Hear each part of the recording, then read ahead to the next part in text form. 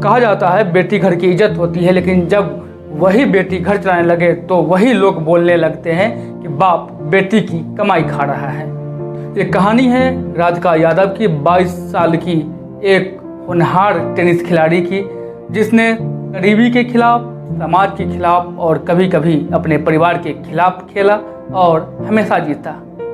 लेकिन इस बार वो हार गई, और हार भी ऐसी जो टूर्नामेंट की नहीं, जिंदगी की आखिरी बाजी थी। राधिका उत्तर प्रदेश के एक छोटे से कस्बे में रहती थी। माँ नहीं थी, घर में पिता था, बेरोजगार, चुप और अक्सर गुस्सैल। राधिका कोचिंग देकर घर चला रही थी और घर की सबसे मजबूत दीवार वही थी, और शायद सबसे अकेली भी। जिस दिन वो मारी गई, शाम को सब कुछ सामान था, प्रैक्टिस की, कुछ बच्चों को टेनिस सिखाया और फिर अपने कमरे में सोने चली गई। और सुबह उसका शव पड़ा था उसी घर में जहां उसकी हर जीत की पहली गवाह दीवारें थी। पिता ने कहा एक्सीडेंट था, कहा फिसलकर गिर गई है, लेकिन पुलिस को यह कहानी अधूरी लगी। FIR दर्ज हुआ और जांच शुरू हुई। पोस्टमार्टम रिपोर्ट में चोटें थी जैसे किसी ने सिर पे वार किया हो।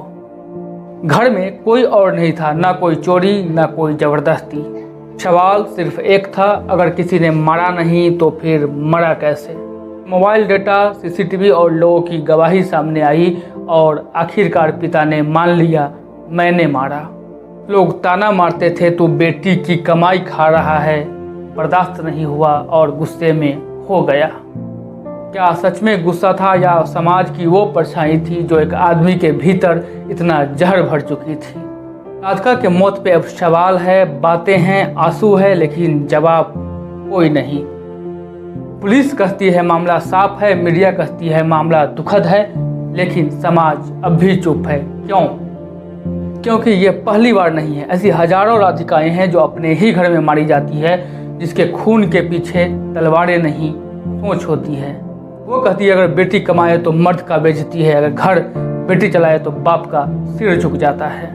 तो सवाल ये नहीं है कि राधिका की हत्या किसने की, सवाल ये है कि ये सोच अब भी जिंदा क्यों है।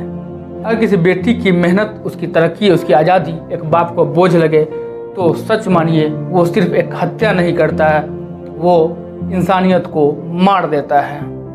राधिका आज हमारे बीच नहीं है, लेकिन उसकी कहानी, उसकी चीख आज हर उस बेटी के सपनों के साथ गूंज रही है जो उड़ना चाहती है, लेकिन अपने ही घर के चारदीवारी से टकराकर गिर जाती है।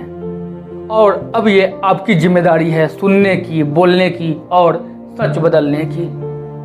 क्या आप सोच बदलने को तैयार है या अगली राधिका फिर एक खबर बन के रह जाएगी? राधिका मरी नहीं थी, वो मारी गई थी। उसी समाज ने मारा था जो बेटी की उड़ान में इज्जत नहीं शर्म ढूंढता है।